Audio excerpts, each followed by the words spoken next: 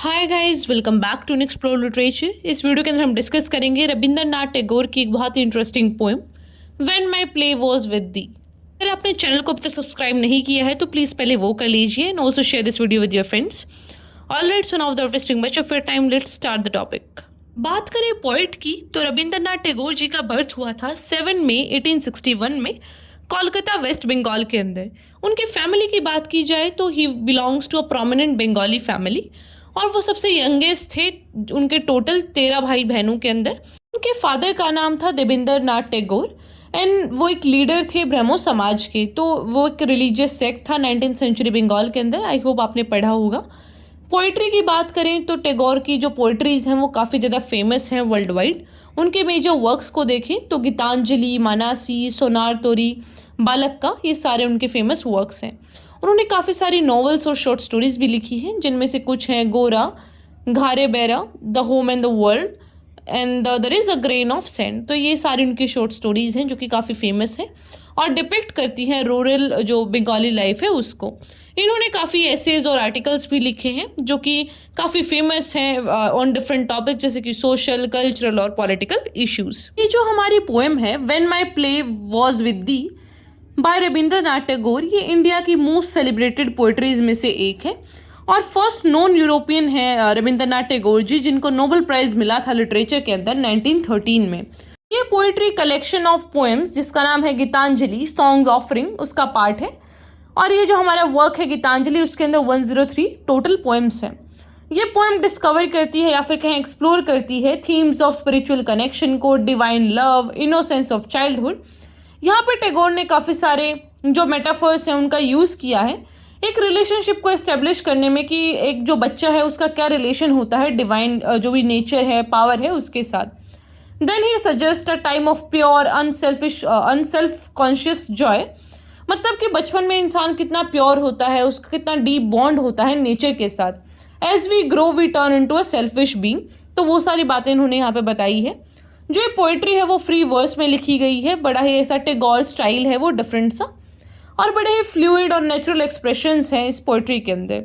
Language बड़ी simple है, profound है और डीप फीलिंग्स और रिफ्लेक्शंस आपको मिलते हैं इसको पढ़ते हुए। आप इस पोएम को लाइन बाय लाइन रीड करेंगे।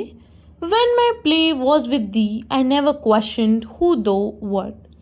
I knew nor shyness nor fear, my life was boisterous. In the early morning, thou wouldst call me from sleep like my own comrade and lead me running from glade to glade. On those days, I never cared to know the meaning of songs thou singest to me. Only my voice took up the tunes and my heart danced in their cadence.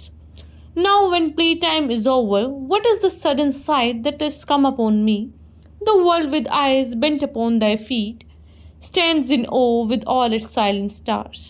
अब discuss करते हैं पूरी poem को। तो line first में बताया गया है कि जब जो हमारे पोएट हैं या फिर जो नरेटर हैं, जब वो एक बच्चे थे तो भगवान के साथ खेलते थे। Like God was a part of his play और वो हमेशा ऐसा कभी नहीं हुआ कि उन्होंने कभी क्वेश्चन किया हो भगवान को कि वो कहाँ मिलेंगे, कैसे दिखते हैं, या फिर जो सारी चीज़ें जो हम बड़े होकर क्वेश्चन करना स्टार्ट कर देते हैं। उनको कोई आइडिया नहीं था कि कैसे गॉड होते हैं, क्या उनसे शाय करना होता है, उनसे डरना होता है। He never knew this questions. वो बड़े ही एक्टिव, प्लेफुल और बॉयस्ट्रस तरीके से रहते थे और इन सम सेंस जो उनका चाइल्डहुड था वो किसी भी क्वेश्चन करने की ऐसा उस स्टेज में नहीं था। लाइक एज अ चाइल्ड हम किसी चीज़ को क्वेश्चन करते ही नहीं है। We are too innocent for that. तो जो चिल्ड्रन है उनके पास एक फॉर्म ऑफ विजडम होता है जहाँ पे वो बिना ज़्यादा सोचे समझे हर चीज़ को एनालाइज करते हैं। Perhaps we can say that children come straight from God and then corrupted by this world. तो यहाँ पे हम कह सकते हैं कि जो भगवान है वो हमें बहुत ही एक इनोसेंट सी फॉर्म में, बहुत ही क्ले की तरह भेजते हैं।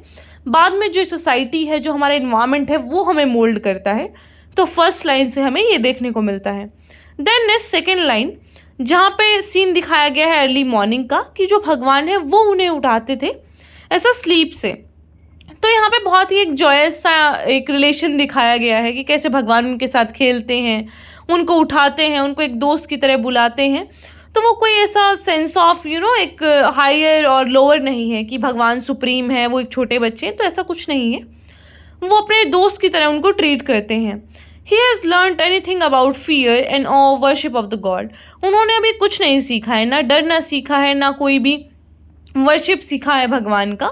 और गॉड ने सिर्फ उनको दिखाया है फ्रेश अर्ली मॉर्निंग, कैसे जागते हैं नींद से, तो सारी अच्छी अच्छी चीज़ें दिखाई हैं भगवान ने सिर्फ उन्हें। तो यहाँ पे जो एक फिगरेटिव या फिर मेटाफोरिकल सेंस है भगवान का, दैट इज़ द थिंग कि जब हमारी अवेकनिंग नहीं होती है, जब हम सारे अपने चाइल्डहुड फेज़ में रहते हैं, हमारा इनोसेंट फेज चल रहा होता है, हमें ये लगता है कि यार सारा संसार ही अच्छा है, सभी लोग अच्छे हैं। But when we grow up then we realise कि इतने भी अच्छे नहीं हैं सभी लोग। अगर आपके लिए कोई कुछ कर रहा है तो वहाँ पे they have a motive behind it.